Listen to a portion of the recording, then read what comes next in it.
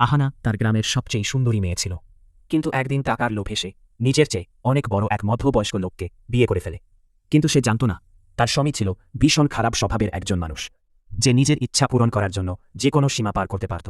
যখনই তার ইচ্ছে হতো সে আহানাকে জোর করে নিজের কাছে টেনে নিত, আর আহানাকে বাধা দিত তাহলে তাকে মারধরও করত।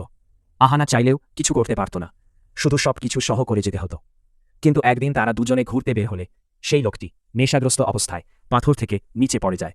সে প্রাণে বেঁচে গেলেও মাথায় গুরুতর আঘাত পাওয়ার কারণে তার পুরো শরীর প্রায় অচল হয়ে যায়।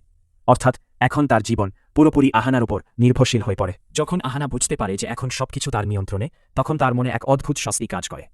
সেদিন রাতে সে ভালোভাবে স্নান করে, সুন্দর একটি পোশাক পরে অসহায় স্বামীর সামনে গিয়ে দাঁড়ায়।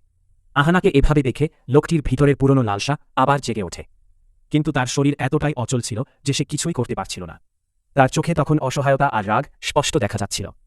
পরদিন সকালে আহানা আর তাদের কাজের মহিলা মিলে তাকে হুইল চেয়ারে বসানোর চেষ্টা করে, কিন্তু কাজটা খুব কঠিন হয়ে পড়ে। তাই পরের দিন থেকেই একজন পুরুষ নার্স রাখা হয় তার দেখাশোনার জন্য। প্রথম দিনেই সেই যুবক নার্স যখন আহানাকে দেখে তখন সে অবাক হয়ে যায়। এত সুন্দর একটি মেয়ের বিয়ে এমন এক বৃদ্ধ লোকের সঙ্গে হয়েছে সেটা জেনে তার বিশ্বাসই হচ্ছিল না।